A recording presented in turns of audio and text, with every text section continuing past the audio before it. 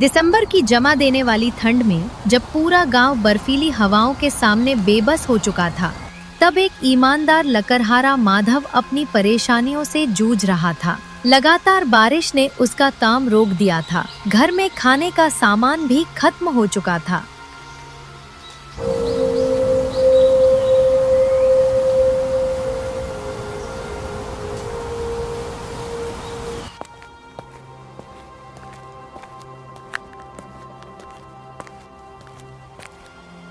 माधव बेटा, क्या तुम जंगल से लकड़ियों का गट्ठर ले आए?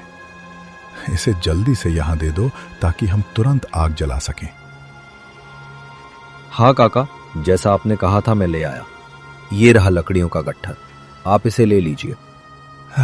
माधव बेटा, आज तुम्हें लकड़ियों का भुगतान नहीं हो पाएगा। असल में शहर से बेटे ने अभी तक पैसा नहीं भेजा है, इसलिए थोड़ा इंतजार करना होगा। ठीक है काका, इसकी फिक्र मत कीजिए। जब आपके पास पैसों का इंतजाम हो जाए तसल्ली से तब दे देना। ईश्वर तुम्हें ढेर सारा सुख दे मेरे बच्चे। तुम हमेशा खुश रहो और भगवान की कृपा तुम पर बनी रहे।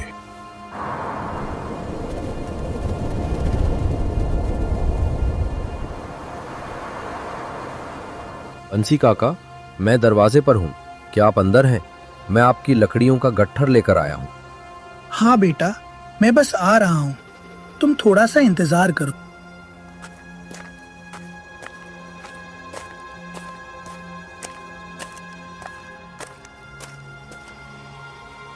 काका, ये रही आपकी लकड़ियां, मैंने इन्हें यही रख दिया है। माधव, आज माफ करना, पर मुझे अपनी जरूरत से थोड़ी ज्यादा लकड़ियां चाहिए होंगी। हाँ काका, कोई समस्या नहीं, मैं अभी दे रहा हूँ, देख लो। ये लो, आपकी बची हुई लकड़ियों में अब सब ठीक है। ये रहे माधव, तुम्हारे लकड़ियों के पैसे। और हाँ, एक बात याद रखना, कल तुम ज्यादा लकड़ियां लाना, क्योंकि मौसम विभाग कह रहा है कि ये साल बहुत ठंडा रहेगा। ठीक है काका, आप निश्चिंत रहिए, मैं कल समय पर आपके लिए और लकड़ियां लेता आऊंगा। दिन भर की मेहनत खत्म हुई और सारी लकड़ियां माधव ने घर की राह पकड़ी। उसी पल ठंड का प्रकोप शुरू हुआ और तेज तेज हवाएं बहने लगी। हे भगवान, ये हवा तो सब कुछ जमा देगी। अगर मैं तुरंत घर नहीं पहुंचा तो पक्का ठंड लग जाएगी और मैं बुरी तरह बीमार पड़ सकता हूँ। कृपा करके बस जल्दी से ये सफर खत्म हो जाए ताकि मैं इस कंपाने वाली हवा से बच सकूं। हे राम, वे कहाँ रह गए हैं? बाहर तो इतनी तेज और बर्फीली हवाएं चल रही हैं और वे अभी तक घर नहीं पहुंचे। मैंने उन्हें कितनी बार समझाया है कि ठंड के दिनों में जल्दी घर आ जाया करो, पर वे मेरी एक बात मानते ही नहीं। आखिरकार आप आ ही गए। आपकी कितनी देर से राह देख रही थी। आपको कितनी बार कहा है कि ठंड के दिनों में अंधेरा होने से पहले घर आ जाया करो, वरना शाम की ये हवाएं आपको बीमार कर देंगी। अब जल्दी से आइए और चोले के पास बैठ जाइए, मैं तुरंत आपके लिए खाना गर्म करती हूँ। ठीक कह रही हो राधा, तुम्हारी चिंता सही है। बाहर सचमुच बेहद ठंड है। कल से मैं सुबह काफी जल्दी निकलूंगा और ये ध्यान रखूंगा कि शाम होने से पहले सारा काम निपटाकर घर आ जाऊं। वो गर्म और मोटा वाला कंबल निकाल देना, ठंड बहुत बढ़ गई है, लगता है इसके बिना रात नहीं कटेगी। इस तरह माधव और उसका परिवार पेट भरकर सो गया। उधर गांव के सभी लोग अंधेरी रात में आग की गर्माहट के सहारे किसी तरह समय काट रहे थे।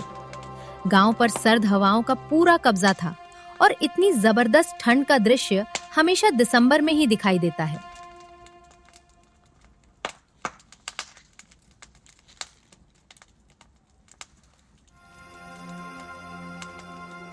ओ राधा, कहाँ हो? बाहर बहुत ठंड है, मुझे एक कप गर्मा गर्म चाय दे दो। इसे पीते ही मैं बिना देर किए काम पर जाऊंगा। हाँ, मैं बस अभी ले आई।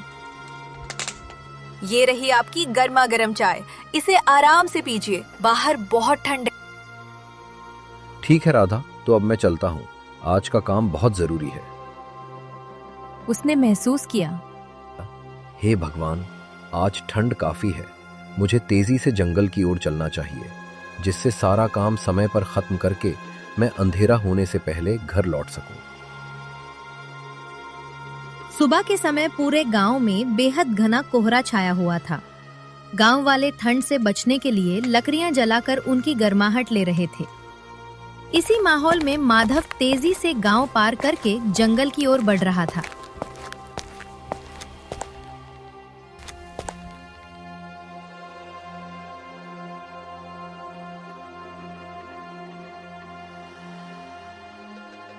अरे माधव भाई, क्या तुम जंगल में लकड़ियां लेने के लिए जा रहे हो इतनी ठंड में? हाँ भाई, तुम ठीक कह रहे हो। मैं वहीं लकड़ी लाने के लिए ही निकल रहा हूँ। भाई एक जरूरी बात है, हर कोई कह रहा है कि इस साल ठंड इतनी ज्यादा होगी कि रिकॉर्ड टूट जाएगा। मौसम विभाग का मानना है कि ठंड इस बार सबसे ज्यादा परेशान करेगी, इसलिए हमें अभी से हर तरह की तैयारी कर लेनी चाहिए। हे भगवान, अगर ठंड में बारिश हो गई तो हमारा हर तरह का काम रुक जाएगा। भाई, क्या तुम जो कह रहे हो वो बिल्कुल सच है? अगर ये खबर सही निकली तो सबसे पहले तो मेरा ही काम बंद हो जाएगा। ठीक है, मैं अब बातें नहीं करूंगा। मुझे अभी जल्द से जल्द जंगल के लिए निकलना है।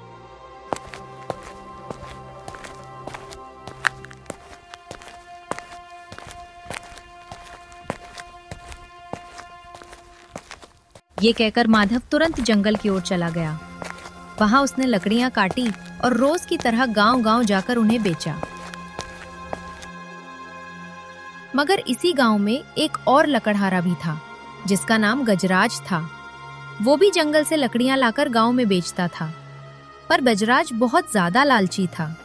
वो हमेशा गांव वालों को लकड़ियां बहुत महंगे दाम पर बेचा करता था।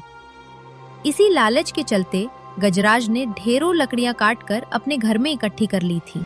आप इतनी मेहनत से लकड़ियां जमा कर रहे हैं, पर फायदा क्या? उन्हें गांव में जाकर सही समय पर बेच क्यों नहीं देते, ताकि मुनाफा हो? अरे भाग्यवान, तुम जल्दबाजी मत करो। थोड़े ही दिनों में अपने गांव में जोरदार बारिश होगी। उस समय हर जगह की लकड़ियां गीली हो जाएंगी।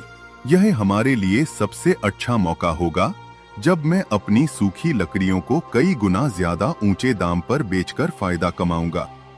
मेरी बात का बुरा मत मानिए, लेकिन ये सोच अच्छी नहीं है। इस तरह ऊंचे दाम पर लकड़ियां बेचना कतई सही नहीं होगा। तुम चुपचाप अपना काम देखो। अब तुम मुझे यह मत समझाओ कि दुनियादारी में क्या सही है और क्या चीज गलत है। गजराज ने गुस्से में पत्नी की बात काटकर उसे चुप करा दिया और अपने लालची प्लान के लिए सही समय का इंतजार करता रहा। वहीं माधव मेहनत से लकड़ियां बेचकर घर आ गया। जब रात हुई तो अंधेरे आसमान में लगातार बिजली चमकने लगी और उसी के साथ मूसलाधार बारिश तेजी से शुरू हो गई। कड़कने वाली बिजली की आवाज से चौंक कर माधव उठा और ये देखने के लिए दरवाजे के पास गया।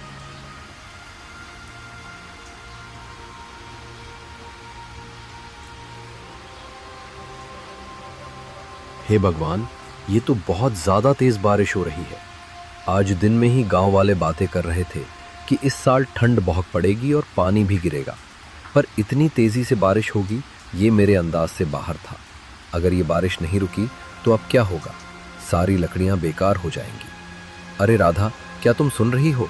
देखो तो, बाहर अचानक मूसलाधार बारिश शुरू हो गई है। हाँ, ये इतनी ज्यादा तेज है कि हमें याद नहीं कि इससे पहले कभी इतनी जोर की बारिश हुई हो। साथ ही ठंडी हवाएं भी बहुत जोर से बह रही हैं। बिना देर किए अंदर वाले कमरे की ओर चलिए। इस ठंड में बाहर अगर हम एक पल भी ज्यादा रुके तो ये निश्चित है कि हमें ठंड लग जाएगी और तबीयत बिगड़ जाएगी। हाय राम, अब हम क्या करेंगे?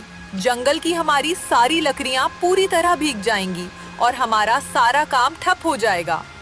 तुम परेशान मत हो राधा, ये तो बस सर्दी की शुरुआत है। ये बारिश बहुत जल्द थम जाएगी और शायद सुबह होने तक पूरी तरह बंद हो जाएगी। ये सोचकर माधव और राधा तो सो गए, मगर रात भर मूसलाधार बारिश लगातार होती रही। बिजली की डरावनी गड़गड़ाहट की आवाज सुबह होने तक सुनाई देती रही। ऐसा लगा जैसे ये बारिश कभी भी बंद होने का नाम ही नहीं लेगी।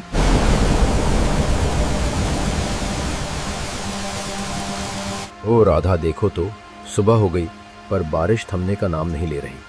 अगर ये बारिश आज भी ऐसे ही होती रही तो सोचो मैं अपनी लकड़ियों को गांव में कैसे बेचूंगा। जी, बारिश तो बिना रुके पूरी रात से हो रही है और इस वजह से पूरा गांव पानी में भीग चुका है। ऊपर से बहुत तेज ठंडी हवा भी चल रही है। आइए हम अंदर वाले कमरे में चलकर आग जलाते हैं और गर्माहट लेते हैं। आग से कमरा हल्का सा गर्म हुआ था, लेकिन बारिश होने के कारण ठंड तेजी से बढ़ रही थी। ये लगातार बारिश गांव के लोगों के लिए बड़ी मुश्किल बन गई थी, क्योंकि ये बंद ही नहीं हो रही थी।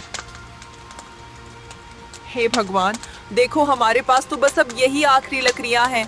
इसके बाद घर में जलाने के लिए कोई लकड़ियां नहीं बचेंगी और ये बारिश तो अभी तक रुकी भी नहीं है। जैसे ही राधा ने अपनी बात खत्म की, तुरंत उस मूसलाधार बारिश ने थमने का फैसला कर लिया और वो अचानक रुक गई। राधा, सच में मुझे लगता है कि ईश्वर ने हमारी फरियाद सुन ली है। देखो तो, इतनी जोर की बारिश अचानक रुक गई। हाँ, बारिश तो भले ही बंद हो गई है, लेकिन मुश्किल ये है कि अब भी हम लकड़ियां नहीं ला पाएंगे। इतनी देर से बारिश हो रही थी तो जंगल की सभी लकड़ियां पूरी तरह गीली हो गई होंगी। मैं एक काम कर सकती हूँ, मैं अभी पड़ोस की रेवती काकी से कुछ कंडे मांग कर लाती हूँ। उम्मीद है इससे हमारा 2-4 दिन का काम चल जाएगा, क्योंकि इस भयंकर ठंड में गर्माहट के बिना तो जीना मुश्किल है। बस इतना बोलकर राधा तुरंत घर से बाहर निकली और कंडे मांगने के लिए रेवती काकी के घर की तरफ चली गई।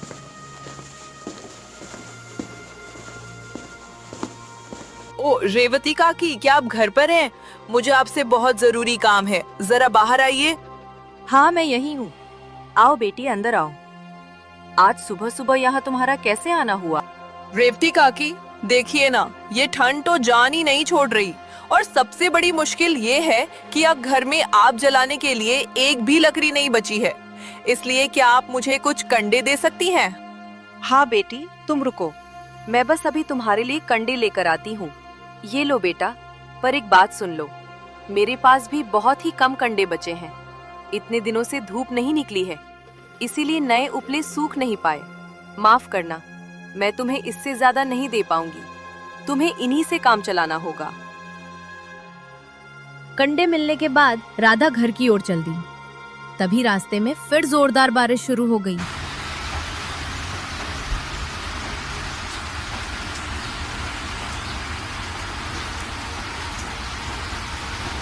हे भगवान, तुम तो ऊपर से नीचे तक भीग गई हो।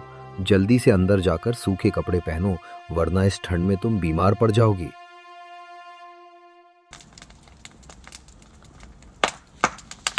दूसरी ओर गजराज के लिए वो सही घड़ी आ गई थी, जिसका वो इतने दिनों से इंतजार कर रहा था।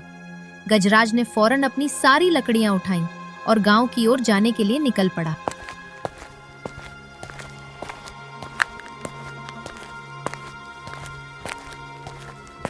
माधव, तुम सही समय पर आए हो। लकड़ियां लाए हो क्या? लाओ लाओ, बिना देर किए हमें ये लकड़ियां दे दो, हमें आग जलानी है। हाँ काका, ये लकड़ियां मैं आपके लिए ले आया हूँ।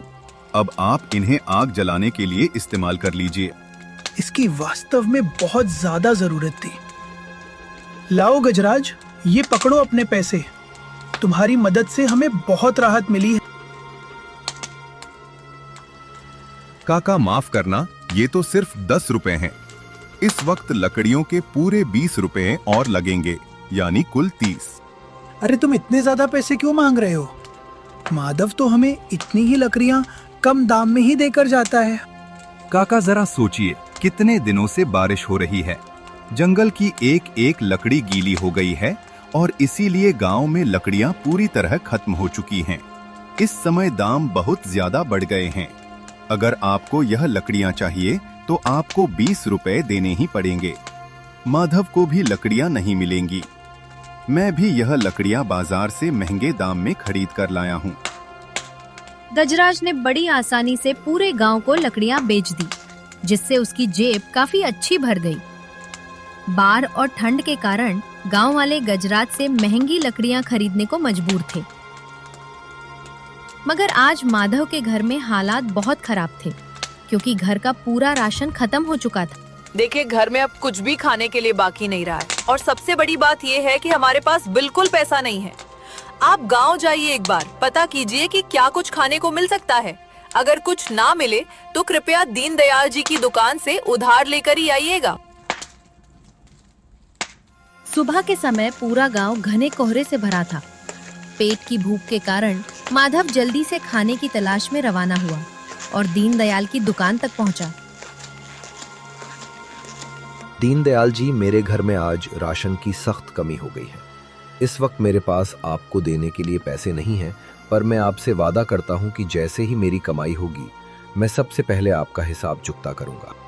देखो माधव, मौसम खराब होने की वजह से मेरा व्यापार भी बंद है और मेरी कमाई भी नहीं हो रही है। इसीलिए मैं तुम्हें अभी कोई भी सामान उधार नहीं दे सकता। तुम किसी दूसरे दुकानदार से जाकर मांग ले। दीनदयाल ने माधव को पूरी तरह से साफ साफ मना कर दिया। इसके बाद माधव बहुत ज्यादा निराश हुआ और दुखी मन से दुकान से बाहर चला गया। हे भगवान, ये कैसी घड़ी है। घर में पेट भरने के लिए कुछ नहीं है और ठंड भी तेजी से लग रही है। अब तो घर की सारी लकड़ियां खत्म हो गईं और आसपास कुछ दूसरा जलाने के लिए भी उपलब्ध नहीं है। अब मैं कौन सा रास्ता अपनाऊं? तभी माधव का एक पुरानी दोस्त जो बाजार में सब्जी बेचता था उसी गली से गुजरा। अरे माधव, क्या हाल है? तुम तो काफी दिनों से दिखे ही नहीं। माधव भाई, तुम्हारे चेहरे पर उदासी क्यों है? क्या कोई बड़ी परेशानी आ गई है? अगर कोई बात है तो तुम मुझे बेझिझक बता सकते हो। मंगल, मैं तुम्हें क्या बताऊं। ठंड और बारिश से तो मेरी हालत बहुत खराब है। घर में खाने पीने का कोई सामान नहीं है और दीनदयाल जी ने भी मदद करने से मना कर दिया।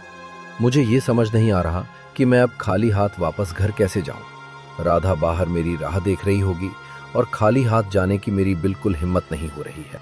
हाँ माधव, मानता हूँ तुम्हारी समस्या बहुत बड़ी है। सच कहूँ तो मैं भी इस ठंड से बहुत तंग आ गया हूँ। इतने दिनों की बारिश से मेरा सारा सामान नहीं बिका। मेरे पास फिलहाल कुछ आलू हैं। मैं सिर्फ इतने से ही तुम्हारी सहायता कर पाऊंगा। आज सुबह मैंने जो 10 रुपए कमाए हैं, ये भी तुम रख लो। मंगल, इस समय तुमने मेरी इतनी बड़ी मदद की है, मुझे समझ नहीं आ रहा कि मैं कैसे तुम्हारा उपकार मानूं और किस मुंह से तुम्हारा शुक्रिया अदा करूं। भाई, इसमें धन्यवाद की क्या ज़रूरत है? हम सब इस मुश्किल घड़ी में हैं और हमें एक दूसरे की मदद करनी चाहिए। तुम बिल्कुल चिंता हो। तुम आलू लो और तुरंत घर जाओ। बाहर जानलेवा ठंड है। मैं भी अब अपने घर चलता हूँ। एक दूसरे को धन्यवाद देते हुए मंगल और माधव दोनों अलग अलग रास्तों से अपने घरों की ओर आगे बढ़ गए। चूल्हा लाकर राधा ने गर्मा गर्म आलू उबाल दिए। वे दोनों जैसे ही खाने के लिए तैयार हुए, ठीक उसी वक्त उनके दरवाजे पर किसी ने दस्तक दी। बेटा, क्या घर में कोई है? ठंड में इस गरीब की मदद करो। बेटा, कोई मेरी आवाज तो सुन लो। आवाज सुनकर माधव और राधा दोनों बाहर निकल आए। बाहर कांपाने वाली ठंड में एक बुढ़िया खड़ी थी जो अपनी लाचारी में लगातार लोगों से मदद की भीख मांग रही थी। अम्मा जी, आप इतनी ज्यादा ठंड में इस समय घर के बाहर अकेले क्या कर रही हैं? बेटा, मैं बहुत ज्यादा भूखी हूँ। पिछले 2 दिनों से मैंने पेट भरकर कुछ नहीं खाया है। विनती है, कुछ खाने को दे दो, नहीं तो तुम्हारे सामने ही भूख के मारे मेरे शरीर से प्राण निकल जाएंगे। ठीक है अम्मा, आप इतनी ठंड में बाहर मत रहिए। आप जल्दी से अंदर आ जाइए। माधव ने बिना देर किए अंदर से गर्मा गर्म उबले हुए आलू की प्लेट लाकर बुजुर्ग अम्मा को थमा दी। बेटा, मुझे ये ठंड बहुत ज्यादा लग रही है। अगर हो सके तो कृपा करके थोड़ी सी लकड़ियाँ और जला दो ताकि गर्माहट मिल सके। अम्मा जी, हमें माफ करना। दुख की बात है कि अब हमारे पास एक भी लकड़ी नहीं बची है। जो भी थोड़ी लकड़ियाँ थीं, हमने उनका इस्तेमाल आलू पकाने में कर लिया। इसलिए अब आप जलाने के लिए हमारे पास कुछ भी नहीं है। कोई बात नहीं बेटा, तुम परेशान मत हो। चलो, कम से कम ये खाना तो मिला है। मैं इसी से अपनी भूख मिटा लूंगी। बेटा, मैं तुम्हें बहुत बहुत धन्यवाद देती हूँ। तुम्हारी मदद से आज मेरा पेट भर गया, क्योंकि मैं वास्तव में काफी दिन से भूखी थी। मैंने तो ये ध्यान ही नहीं दिया कि तुम्हारे सारे आलू मैं खा गई। अब तुम दोनों क्या खाकर रहोगे? अम्मा, आप बिल्कुल चिंता मत कीजिए। हमारा पेट तो तभी भर गया जब हमें ये देखकर संतुष्टि मिली कि आपका पेट भर गया है। बेटा, तुम बहुत ही दयालु और सीधे हो। मेरे पास तुम्हें देने के लिए ज्यादा कुछ नहीं है, पर ये लो, ये कुछ खास बीज हैं। इन्हें तुम अपने आंगन में प्यार से लगा देना। अम्मा, ये बीज किस पौधे के हैं? बेटा, ये बीज तुम्हें वहीं देंगे जिसकी तुम्हें जरूरत है। पर अम्मा, इनको बड़ा होने में बहुत ज्यादा समय लगेगा। अरे बेटा, तुम ज्यादा चिंता मत करो। याद रखना, ये कोई मामूली बीज नहीं है, बल्कि ये एक चमत्कारिक जादुई बीज है। तुम बस इसे आदर के साथ अपने घर के आंगन में लगा देना, और इसका कमाल तुम ठीक अगले दिन सुबह देखना। अच्छा बेटा, अब मैं चलती हूँ। अम्मा, बाहर इतनी ज्यादा ठंड है, आप अकेले कहाँ जाएंगी? आपसे अनुरोध है कि आप रात भर यहीं आराम से रुक जाइए। धन्यवाद बेटा, पर अब मेरा रुकना ठीक नहीं है। तुम्हारी मदद करने का जो काम था वो मेरा पूरा हो गया है। अब मेरे लिए यहाँ से निकलना जरूरी है। अम्मा के जाते ही माधव ने जल्दी से उन अजीब बीजों को अपने आंगन की जमीन में लगा दिया।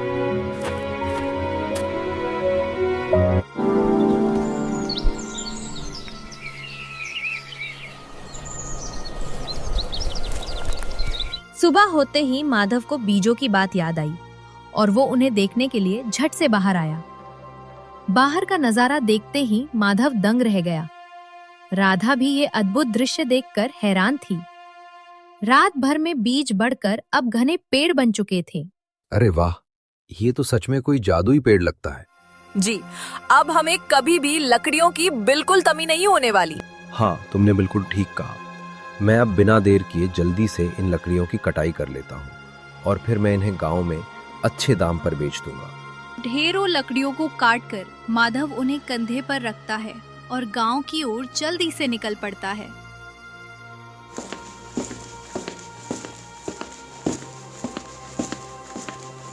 काका, आपके लिए गर्माहट के लिए ढेर सारी लकड़ियां मैं ले आया हूँ। ये आपके काम आएंगी। अरे बेटा, तुम बहुत अच्छा किए जो तुम लकड़ियां लेकर आ गए। हम 2 दिन से इस ठंड में बेहद दुखी थे, क्योंकि आग जलाने के लिए तो एक भी लकड़ी नहीं बची थी। ऊपर से गजराज भी पिछले 2 दिनों से बाजार में लकड़ियां देने नहीं आ रहा। काका, अब आपको बिल्कुल भी चिंता करने की कोई जरूरत नहीं है। आज से मैं आपको हर रोज लकड़ियां और सही समय पर जरूर पहुंचा दिया करूंगा। पर माधव बेटा, मुझे हैरानी हो रही है कि तुमने ये लकड़ियां कहां से इकट्ठी की। लगातार बारिश हो रही है और सूरज भी नहीं निकल रहा। बाकी सबके पास तो गीली लकड़ियां ही हैं। फिर ये सूखी लकड़ियां तुम कहां से लाए? काका, आप बस इतना ही समझ लीजिए कि ये ऊपर वाले भगवान का कोई चमत्कार है। ठीक है काका, अब मैं चलता हूँ, क्योंकि मुझे पूरे गांव में बाकी लोगों को भी लकड़ियां देने जाना है। इतना कहकर माधव जल्दी से आगे बढ़ गया, पर गजराज वहां से ये सब ध्यान से देख रहा था। उसे माधव पर पूरा संदेह था, इसलिए उस रहस्य की सच्चाई जानने के लिए गजराज ने माधव का पीछा करना शुरू कर दिया।